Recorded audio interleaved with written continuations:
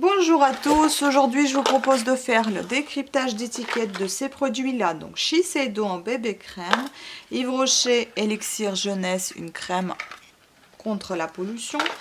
Guerlain Maxi Lush So Volume, c'est un mascara. Bambou Mat Herborien, j'adore cette crème. Franchement, on a carrément que des bonnes choses. Cabana Boy, c'est Zebalm, mais qui n'est pas vraiment Zebalm, qui vient de chez AliExpress. Ensuite, on a Fenty Beauty by Rihanna Diamond Bomb, c'est un highlighter. Et enfin, L'Oréal Infaillible Total Cover, donc une petite palette avec plein de correcteurs dedans. Voilà, donc on va peut-être commencer par justement la petite palette. Et donc on va utiliser, comme d'habitude, je pense que je vais utiliser uniquement un Fenty Beauty parce que je trouve ça plus simple et plus complet. Voilà, donc il me donne 7,3 sur 20. Donc il y a 6 ingrédients qui sont pas terribles dedans. Il y en a 7 qui sont satisfaisants et 8 qui sont bien. Donc il y en a en première place Isostérile Néopentanoate, mais qui n'est pas mauvais. Qu'est-ce que c'est? C'est un agent fixant, c'est un émollient et agent d'entretien de la peau. Ensuite, on va retrouver Diméthicone, qui est un silicone et qui est déjà en deuxième place. Mais bon, tout ce qui concerne, comme je vous ai déjà dit, les correcteurs, les fonds de teint, il y a toujours de la silicone. Ensuite, vous allez retrouver éthylexyl palmitate, titanium dioxyde, ça c'est plutôt tout ce qui est couleur voilà, UV, vous voyez, filtre. Et cire de paraffine, silicone polymère, silicone encore, cire de carnauba, argile de kaolin, polymère de synthèse, et etc. Donc, oui, voilà, pas terrible. Hein. Après, Fenty Beauty, donc on va savoir ce que c'est. Est-ce qu'il va le reconnaître? Eh oui, il va le reconnaître. Ouvrir la fiche. Donc 5,2 sur 20. Vous avez 6 pas terribles, 3 satisfaisants et 5 bien. En première place, c'est un ingrédient qui n'est pas terrible. Donc polyméthyl silcéskioxane. Donc c'est un silicone polymère de synthèse. C'est pour ça qu'il est tout doux et agréable à l'application. Donc en deuxième place vous allez retrouver calcium, sodium, borosilicate. En troisième encore silicone, ensuite dicostéryl malate, ensuite en quatrième encore silicone, donc diméthicone, cinquième diméthicone silicone, donc pentylène glycol, mica, thym oxyde, donc oxyde d'étain, c'est du fer hein, que vous appliquez sur eau, silicone, huile minérale. Grosso modo, c'est de la silicone avec du métal. Waouh! Et métal, c'est vrai, on le voit, hein, parce qu'il y a des paillettes dedans, ça fait vraiment très métallique. Hein. Bref, je ne suis pas si surprise que ça, parce que je m'y attendais un peu à voir à ce genre de choses, mais bon, quand même. Et donc, Cabana Boy Blush, fard à paupières, 4,9 sur 20 de Zebalm. Je ne sais pas s'ils ont les mêmes codes barres, le vrai et le faux, parce que là, vous avez un ingrédient qui est controversé et qui est à risque. Vous en avez 4 qui sont pas terribles, 7 qui sont satisfaisants et 4 qui sont bien. Donc ça, c'est quand même hallucinant. En première place, vous allez retrouver le mica, le colorant minéral. Ensuite, vous allez retrouver boron nitrite, je ne sais même pas ce que c'est. C'est un agent absorbant, opacifiant, agent d'entretien de la peau. Ensuite, vous allez retrouver polyéthylène. Donc ça, c'est polymère de synthèse. C'est choquant quand je retrouve ça. Quand je lis ça, je suis choquée. Après, caprylique, silica, polyisobutène, PTFE, c'est du téflon. En fait, vous appliquez du téflon, c'est ce qu'on met sur les poêles, c'est ça? Donc la poêle sur laquelle on prépare notre repas, et ben c'est pareil en fait que le blush. Waouh! Et c'est quoi? C'est un agent quoi? De foisonnement, réduit la densité apparente des cosmétiques. J'ai pensé c'est pour ne pas coller. Donc synthétique wax, donc c'est de la cire synthétique. Ensuite diméthicone, encore la silicone. Et puis tous les trucs en jaune, que des couleurs. Iron oxide, donc colorant rouge, l'azurite, colorant rouge carmin, colorant blanc dioxyde de titane, colorant blanc oxychlorure de bismuth et des hydroacétates de sodium. Waouh! Ah oui, de toute façon, je m'apprêtais plus à en acheter, mais enfin là, ça donne plus du tout envie, quoi. Bon, on va passer à Herborian, mais il me semble que j'avais déjà tout testé, en fait. Il y a plein de choses qui me plaisent plus, alors qu'avant, j'adorais.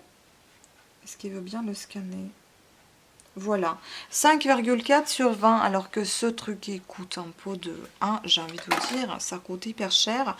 Et dedans, vous avez un ingrédient qui est controversé à risque, 6 qui sont pas terribles, et 6 qui sont satisfaisants et 8 qui sont bien. Donc c'est moitié-moitié en fait. Hein. Mais au niveau des notes, c'est vraiment même pas à moitié. Hein. En première place, Dolo comme d'habitude. Deuxième, butylenglycol. Ce que c'est un végétal et synthétique, donc c'est un humectant, agent masquant, agent d'entretien de la peau, solvant, agent de contrôle de la viscosité. Mais ma batterie, elle tient plus. Ensuite, on a le méthylmétacrylate, cross-polymère, donc polymère de synthèse.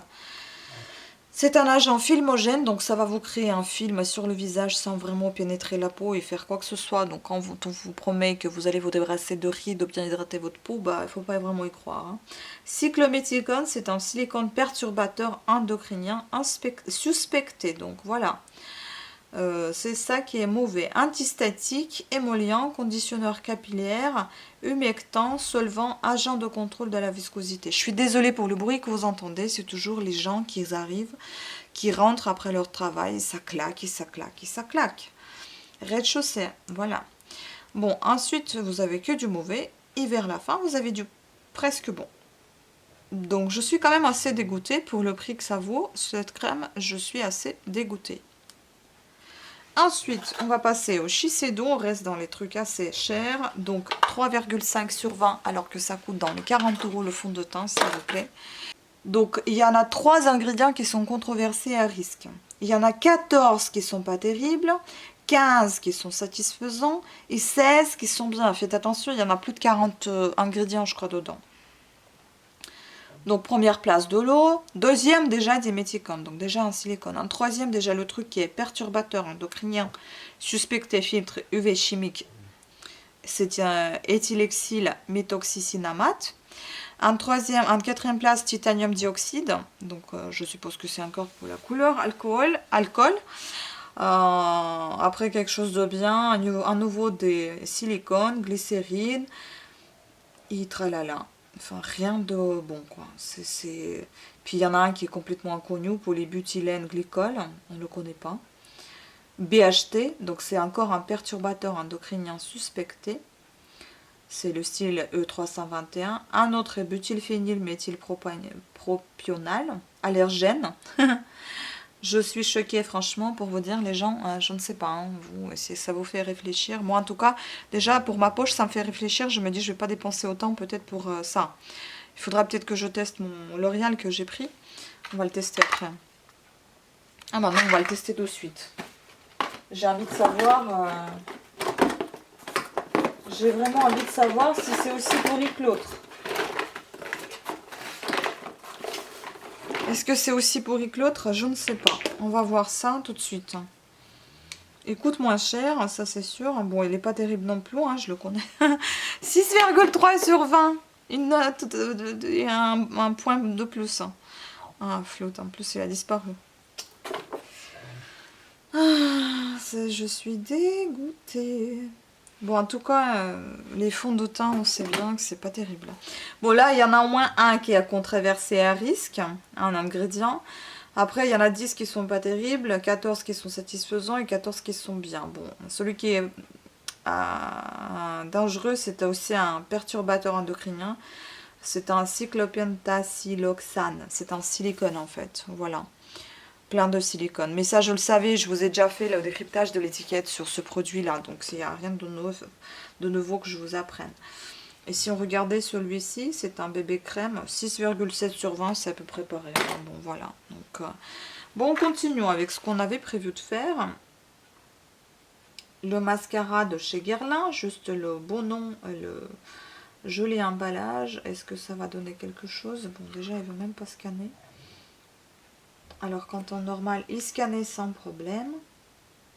Voilà, 5,3 sur 20.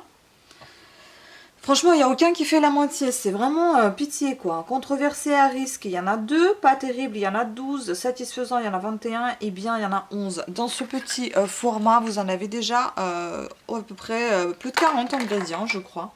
Donc là, vous allez trouver de l'eau en première place. PEG, PPG, donc polymère de synthèse en deuxième. Troisième, paraffine. Polymère de synthèse, polymère...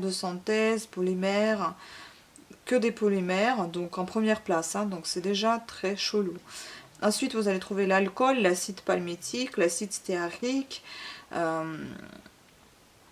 les conservateurs, etc., etc. Et le dangereux, c'est un butylphénylméthylpropional, donc c'est un allergène. Ça en fait mal à la tête. Et l'autre qui est BHT, donc perturbateur endocrinien. Voilà, les voisins, en fait, 19h10, hein, ils font leurs travaux. C'est fou, ça. Ils sont malades. Bon, ensuite, le dernier pour aujourd'hui, ça va être ça. 12,5 sur 20. Et donc, ça va être notre euro gagnant. C'est Yves Rocher, anti-pollution, élixir jeunesse. Waouh, il remporte aujourd'hui la bataille d'être le moins dangereux, on va dire. Néanmoins, il contient un produit, un ingrédient à risque, 2 pas terribles, 6 satisfaisants et bien 20. Donc ça c'est déjà pas mal. Donc il y a de l'eau, méthylpropanédiol, glycérine, isopropylpalmitate, aloe barbadensis leaf juice. Donc c'est des jus de feuilles d'aloe vera, bétaïne, beurre de karité, silice, alcool, bon, voilà. Tout est bon au début, en tout cas. Hein, et ensuite, vous allez retrouver une décane, je ne sais pas ce que c'est un émollient et agent d'entretien de la peau. Ensuite, vous allez retrouver donc carbomère, c'est un quoi? C'est un polymère de synthèse, stabilisateur d'émulsion, gélifiant, agent de contrôle de la viscosité. Parfum et celui qui n'est pas bon, donc c'est salicylique acide, perturbateur endocrinien. Bon, elle est quand même vers la fin, mais voilà, il y en a toujours quelque chose. Voilà, écoutez, j'espère que cette vidéo vous aura plu. Hein. Voilà, on a regardé un petit peu ce qu'il y avait. Franchement, ça me donne envie ou pas envie d'acheter des choses. Au moins, ça me donne une petite idée. Et je suis assez dégoûtée. Ce qui est pas mal dans celui-ci, vous voyez, c'est un emballage en carton. À l'intérieur, vous avez un pot en verre. C'est plutôt bien noté. Enfin bon, pourquoi pas donc. Est-ce qu'il faut se fier à cette application ou pas? Je n'en sais rien. Il faut aussi voir comment vous vous comportez au niveau de la peau, de la santé, etc. Mais bon, voilà. Je pense qu'on a fait le tour. J'espère que ça vous a plu. Je vous dis à très bientôt. Ciao!